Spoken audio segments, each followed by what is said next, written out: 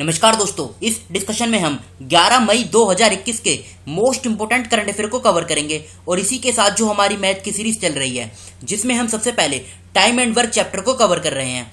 आज इसकी 5th class है और डिस्कशन की पीडीएफ आप टेलीग्राम चैनल से डाउनलोड कर लीजिएगा। टेलीग्राम चैनल का लिंक डिस्क्रिप्शन बॉक्स में आपको नीचे मिल जाएगा।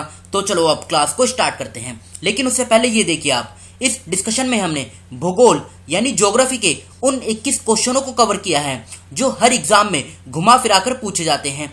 ये 21 क्वेश्चन मोस्ट इंपोर्टेंट हैं और एक ये वीडियो जिसमें हमने पिछले 3 महीने यानी पिछले 3 महीने मतलब फरवरी, मार्च और अप्रैल 2021 के टॉप मोस्ट 50 करंट अफेयर के क्वेश्चनों को कवर किया है और इन दोनों वीडियो का लिंक आपको डिस्क्रिप्शन बॉक्स में नीचे मिल जाएगा। तो चलो अब आज की जो क्लास है इसे हम स्टार्ट करते हैं। सबसे पहली न्यूज़ क्या है? देखो, सबसे पहली न्यूज़ है नेपाल के कामीरीटा ने 25वीं बार माउंट एवरेस्ट को फतेह किया है। अब ये है क्या, इसे हम समझते हैं। अभी हाल ही में 7 मई 2021 को नेपाल के हैं ये कामीरीटा, इन्होंने माउंट एवरेस्ट जो नेपाल में स्थित है। अच्छा, माउंट एवरेस्ट की हाइट कितनी है? माउंट एवरेस्ट की हाइट एग्जाम में पूछी जा सकती है। ये कितनी है? 8,848.86 मीटर। ये एग्जैक्ट डाटा आप याद रखेगा, 8,848.86 मीटर। इसको 25वीं बार ये जो नेपाल के कामीरीटा हैं इन्होंने फतेह किया है। और फर्स्ट टाइम ये कब चढ़े थे इस पे? तो फर्स्ट टाइम इन्होंने इसको फतेह किया था कब? 1994 में। अब यहाँ से आप 2 फैक्ट याद रखेगा। एक तो ये नेपाल के हैं, नाम क्या है? कामीरीटा। इन्होंने माउंट एवरेस्ट को 25वीं बार फतेह किया है 2021 में और पहली बार कब किया था? 1994 में, 1994 में। और हाइट कितनी है इसकी माउंट एवरेस्ट की? 8,848.86 मीटर। देखो, ये आगे का 886 मीटर है ना, ये भी आप याद रखेगा। ऑप्शन में इस प्रकार से भी दिया जा सकता है। शुरू में तो ये 4 दे दिए जाएंगे, 8,848, फिर पॉइंट के आगे ऑप्शन दिया होगा जैसे 82, 84, 86, 88। तो इस प्रकार का क्वेश्चन पूछा जा सकता है। आंसर क्या होगा? 8,848.86 मीटर। अब क्वेश्चन लगाते हैं, क्वेश्चन किस प्रकार का पूछा जा सकता है। किस देश के पर्वतारोही कामीरीटा ने 7 मई 2021 को 25वीं बार माउंट एवरेस्ट को फतेह किया है? तो आंसर क्या होगा? आंसर होगा नेपाल। और ये जो माउंट एवरेस्ट है कहाँ पर है? ये नेपाल में है, जिसे नेपाल में सागर मत्था के नाम से भी जाना जाता है। अब देखो, ये तो हमने फर्स्ट क्वेश्चन का आंसर कवर किया। अब बात यहाँ पे नेपाल की हुई है तो एक बार इसकी लोकेशन देख लीजिए। नेपाल की लोकेशन कहाँ पर है? ये है नेपाल की लोकेशन, यहाँ पर है नेपाल। सबसे पहले तो क्वेश्चन बनेगा कैपिटल क्या है? काठमांडू है, जो इसकी लार्जेस्ट सिटी भी है। नेपालीज रुपी ये करेंसी है। प्रधानमंत्री कौन है? केपी शर्मा ओली। इसके प्रेसिडेंट कौन है? विद्या देवी भंडारी। अब क्वेश्चन पूछा जाता है भारत के कितने राज्यों की सीमा नेपाल के साथ लगती है? तो उत्तराखंड, उत्तर प्रदेश, बिहार, पश्चिम बंगाल और सिक्किम, टोटल मिलाकर 5 राज्यों की सीमा ये नेपाल के साथ लगती है। याद रखेगा, हिमाचल प्रदेश की सीमा नेपाल के साथ नहीं लगती है। अब बढ़ते हैं अगली न्यूज की तरफ।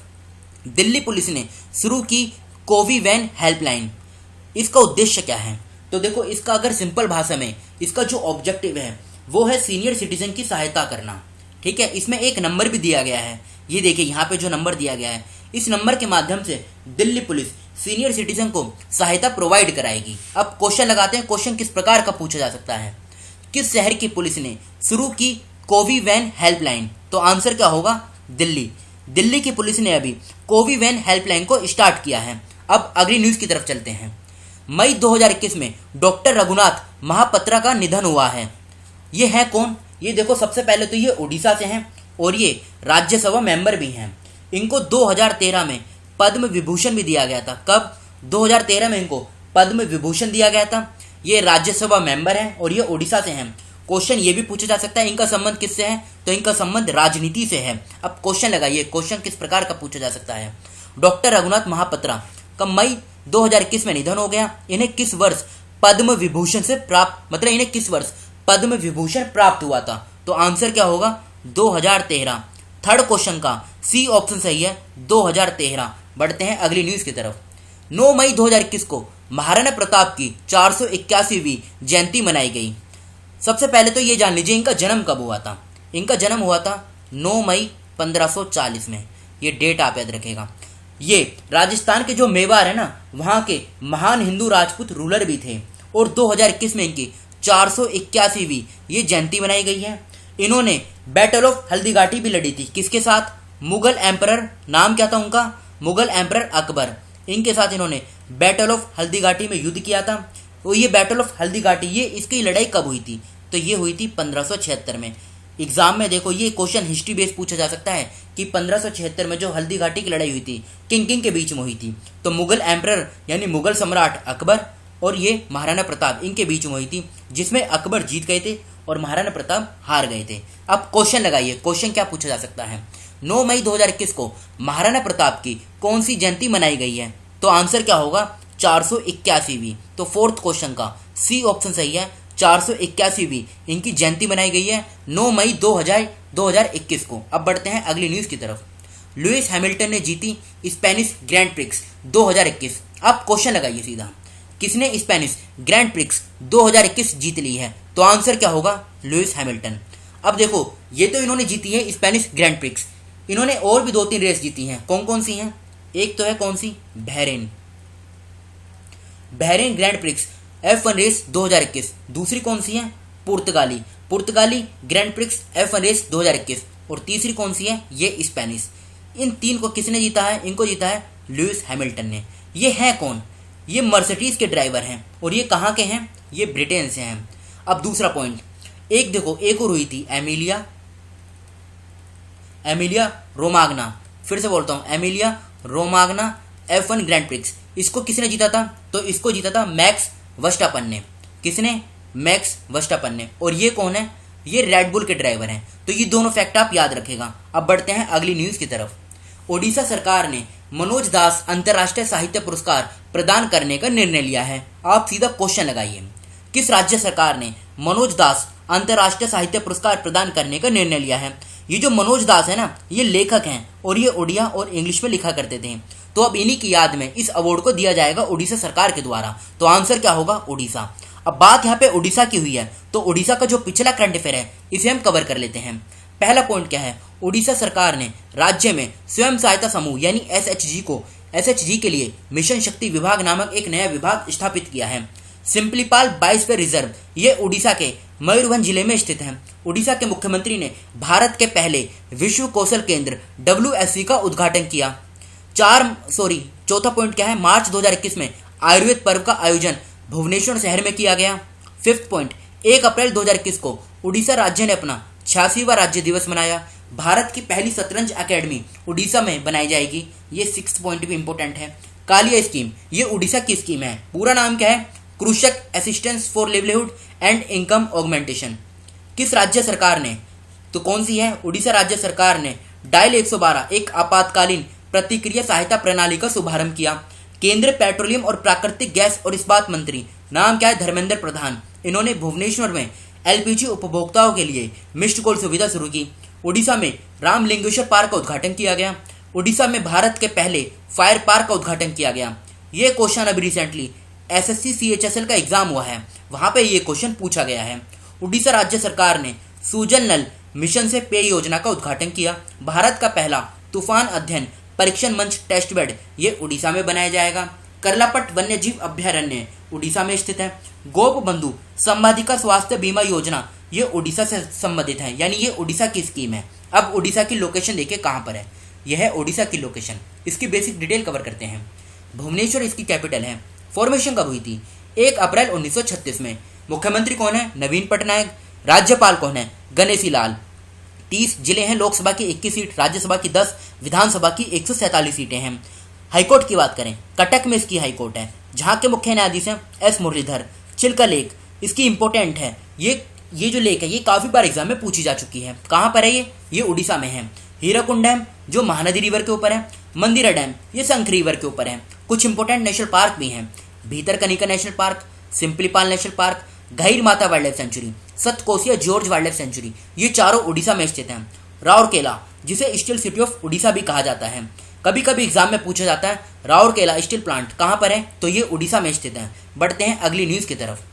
अफगानिस्तान के काबुल में हुए एक बम धमाके में 60 से अधिक लोगों की मृत्यु हो गई है।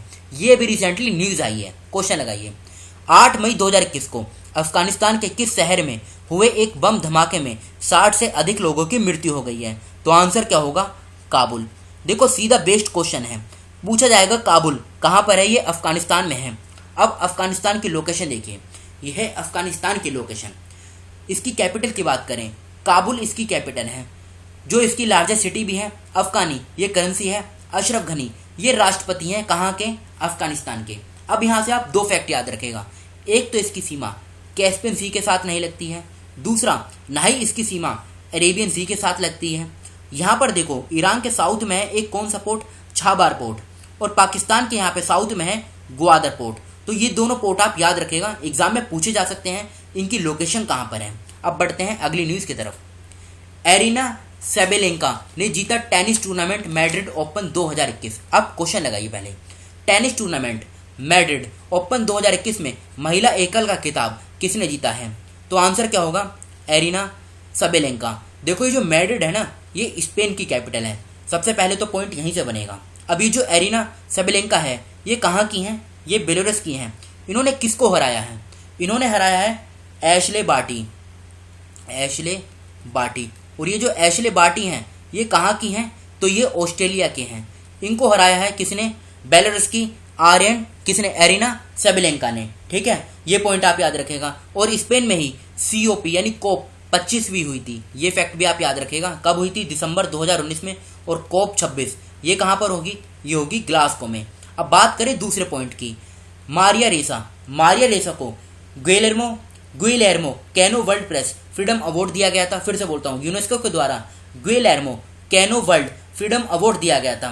बात करें रुमाना सिन्हा सहगल, इनको कौन सा अवार्ड दिया गया था? इनको अवार्ड दिया गया था नेल्सन मंडेला विश्व मानवतावादी पुरस्कार 2021। कृति क्रंथ को वर्ल्ड इनोवेटर अवार्ड से सम्मानित किया गया था। अब बढ़ते हैं सीधा अगली न्यूज की तरफ। नीदरलैंड में कोविड का पता लगाएंगी मधुमक्खियां। मई 2021 में डच शोधकर्ताओं ने कोविड-19 से संक्रमित नमूनों की पहचान करने के लिए किसको प्रशिक्षित यानी ट्रेन किया है? तो आंसर क्या होगा? मधुमक्खियां यानी बीज। तो सी इस क्वेश्चन का सही आंसर है। अब देखो, डच ना नीदरलैंड को बोलते हैं, तो नीदरलैंड की आप लोकेशन देख लीजिए, यूरोप में है नीदरलैंड। इसकी अगर हम कैपिटल की बात करें तो एम्स्टर्डम ये इसकी कैपिटल है, और यूरो ये इसकी करेंसी है। ये दोनों पॉइंट आप याद रखेगा। बढ़ते हैं अगली न्यूज की तरफ। शिक्षा मंत्री ने दिया हरिद्वार में चिकित्सा उपकरणों की खरीद के लिए 1.5 करोड़ रुपए का दान। और ये कहां से दिया है? ये MP-लेड स्कीम से दिया है। क्वेश्चन लगाइए, किसने हरिद्वार में चिकित्सा उपकरणों की खरीद के लिए MP-लेड निधि से 1 करोड़ 50 लाख रुपए दान किए हैं? तो आंसर क्या होगा? हमारे जो शिक्षा मंत्री हैं, नाम क्या है? रमेश पोखरियाल निशंक। अभी जो MP-लेड है ना, इसके बारे में आप जान लीजिए। MP-लेड का पूरा नाम क्या है? क्वेश्चन यहां से उठेगा। तो इसका पूरा नाम है member of parliament local area development scheme. फिर से बोलता हूं, member of parliament local area development scheme. इसको लॉन्च कब किया गया था? 1993 में इसको लॉन्च किया गया था। देखो, नाम से जाहिर होता है कि member of parliament local area development scheme. Member of parliament यानी सांसद को उसका जो लोकल एरिया है वहां की डेवलपमेंट के लिए कुछ राशि दी जाती है, तकरीबन 5 करोड़ रुपए के लिए। और इसमें कितनी राशि कहाँ पे यूज होगी, ये सब इसमें पूरा दिया जाता है। वो हमारे लिए इंपॉर्टेंट नहीं है, बस आप इतना याद रखिएगा, MP-लेड पूरा नाम हमने जान लिया, member of parliament local area development scheme, जिसे 1993 में लॉन्च किया गया था। ये फैक्ट आप याद रखेगा। अब ये तो थे हमारे आज के करंट अफेयर की क्लास। अब कल के क्वेश्चन जो आपसे पूछे गए थे। अंबादास हरिभाऊ जोशी ने किस राज्य के नए लोकायुक्त के रूप में शपथ ली है? गोवा सही आंसर है। 2021 में विश्व प्रवासी पक्षी दिवस कब मनाया गया? 8 मई को। किसने आत्मान AI विकसित किया? DRDO ने। डेनमार्क में किस राज्य में उत्पादित जैविक बाजरा की पहली खेप का निर्यात किया जाएगा यानी एक्सपोर्ट किया जाएगा? तो ये उत्तराखंड की है। किसको वर्ष 2021 का Laureus sportsman of the year नामित किया गया है? Rafael Nadal. पर्वत धारा योजना किस राज्य से संबंधित है? हिमाचल प्रदेश सही आंसर है। ये तो थे हमारे कल के क्वेश्चन। अब ये आज के क्वेश्चन है जिनका आंसर आपको बताना है। गहीर माता समुद्र तट किस राज्य में स्थित है? हेमंत बिश्वा शर्मा किस राज्य के नए मुख्यमंत्री बने हैं? किस राज्य सरकार ने अस्पतालों को ऑक्सीजन प्रदान करने के लिए संजीवनी वाहन लॉन्च किए हैं? नासा के नए अध्यक्ष कौन बने हैं? उड़ीसा ने कितने राज्यों में 7,723 मैट्रिक टन ऑक्सीजन भेजा? एन रंगास्वामी किस राज्य UT के नए मुख्यमंत्री बने हैं? तो इन 6 क्वेश्चनों का आंसर आपको कमेंट बॉक्स में खुद से देना है। ये तो थे हमारी करंट अफेयर की क्लास। अब जो हमारी मैथ की सीरीज चल रही है, आज इसकी 5th क्लास है, तो इसे हम स्टार्ट करते हैं। देखो 5th क्लास में हम इस टेक्निक को कवर करेंगे, इस प्रकार के क्वेश्चन को। लेकिन उससे पहले आप ये जान लीजिए, देखो हमारी जो मैथ की फर्स्ट क्लास हुई थी, ये कब हुई थी? हमारी मैथ की फर्स्ट क्लास हुई थी कब? 6 मई को। इसमें हमने एक क्वेश्चन कवर किया था, ये क्वेश्चन उसी से आधारित है। उस क्वेश्चन में हमने क्या कवर किया था? उस क्वेश्चन में हमने देखो इस प्रकार का कवर किया था, जैसे ए किसी काम को कितने दिन में पूरा करता है? 10 दिन के अंदर। और बी उसी काम को कितने दिन में पूरा करता है? बी उसी काम को 12 दिन के अंदर पूरा करता है। तो इसको हमने सोल्व किया था बहुत आसान तरीके से। एक तो देखो फॉर्मूला है सीधा एक्स वाई, फिर अपॉन में एक्स प्लस वाई, इस प्रकार का फॉर्मूला है। एक्स वाई फिर प्लस मतलब अपॉन एक्स प्लस वाई, ठीक है। इस प्रकार से भी इसे सोल्व किया जा सकता है, जिसमें एक्स की वैल्यू 10 और वाई की वैल्यू 12 लेंगे। एक और मेथड था जो बहुत ईजी है, इसमें हम दोनों का एलसीएम लेंगे। देखो ए का क्या हो जाएगा? 10, क्योंकि ए का एक दिन का वर्क 10 होगा ना, 10 दिन में पूरा करता है। बी उसी काम को 12 दिन में पूरा करता है, मतलब बी का जो होगा एक दिन का वर्क, ये 1/12 होगा। इस प्रकार से आएगा। अब देखो हम एक ऐसी संख्या लेंगे यहाँ पर, ठीक है, यहाँ पे लिख देता हूँ। ए किसी काम को 10 दिन में पूरा करता है, बी उसी काम को 12 दिन में पूरा करता है। अब हम एक ऐसी संख्या लेंगे जो 10 और 12 दोनों से कट जाएगी। तो ऐसी संख्या कौन सी होगी आप बताइए? देखो ऐसी संख्या होगी 60। 60 10 से कितनी बार कटेगा? 5 बार। मतलब 60 जो होगा ये 6 बार कटेगा। और इधर 60 12 से कितनी बार कटेगा? तो ये 5। अब क्या आएगा? ये आएगा आपका कितना? 60 अपॉन कितना आएगा? 60 अपॉन 5। ये 60 अपॉन 11, क्योंकि 6 और 5 11 होते हैं ना। तो ये एग्जैक्ट आंसर आएगा, ठीक है, समझ गए आप? देखो वैसे तो आंसर ये आएगा 5 + 6 अपॉन 60, कितना आएगा? 11 अपॉन 60। ये हमारा है ना जो, ये और ए और बी का एक दिन का वर्क है। अब ए और बी का एक दिन का वर्क है, तो कंप्लीट वर्क कितना होगा? ये ऐसे आएगा 11 अपॉन 60, तो 60 ऊपर चला जाएगा, 60 अपॉन 11, ठीक है। इस क्वेश्चन का आंसर ये होगा 60 अपॉन 11। ये तो था 2 वाला फॉर्मेट। एक फॉर्मेट और था 3 वाला। 3 वाला फॉर्मेट क्या था? वो भी देखो इसी तरीके से सोल्व किया जा सकता है। लेकिन अब जो ये क्वेश्चन है, अब ये आप इजीली सोल्व कर पाएंगे। ये क्वेश्चन देखो समझते हैं, पहले इंग्लिश में पढ़ते हैं। A can do a work in 2 hours. A किसी काम को 2 घंटे में पूरा करता है। B do the 3 times of this work in 8 hours. B उसी काम का 3 गुना 8 घंटे में पूरा करता है। और सी उसी काम को 8 घंटे में पूरा करता है।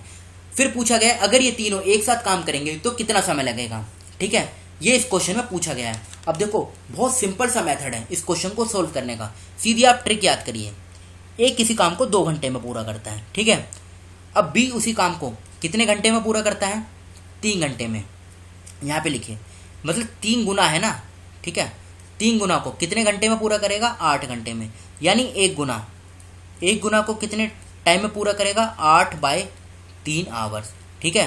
तो यहाँ पे क्या आएगा? 8/3 आवर्स, ठीक है। और अब आगे सी उसी काम को 8 घंटे में पूरा करता है। अब हमें एक ऐसी डिजिट चाहिए जो इन तीनों से डिवाइड हो जाए। देखो ये जो 3 है ना, इसे नहीं लेंगे हम, इसमें ऊपर 2, यहाँ पे 8 और यहाँ पे 8। मतलब इन तीनों के हिसाब से ही हमें एक ऐसी वैल्यू लेनी है जो इन तीनों से डिवाइड हो जाए। तो सीधी 8 ही ले लेते हैं ना। अब 8 2 से कितनी बार कटेगा? 4 बार।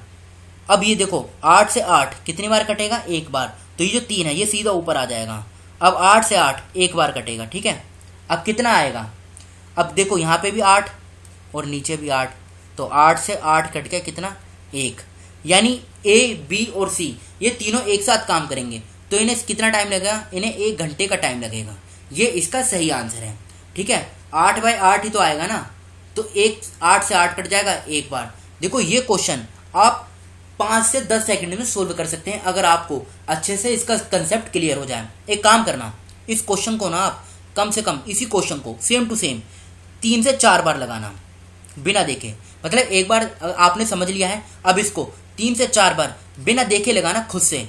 इस प्रकार के जो क्वेश्चन होंगे वो आपके दिमाग में रट जाएंगे। तो आंसर क्या होगा? 1 घंटा। ए बी और सी तीनों एक साथ काम करेंगे तो इन्हें 1 घंटा लगेगा। तो ये थी हमारी आज की डिस्कशन। फिलहाल इस डिस्कशन को हम यहीं पर रोकते हैं। Thank you.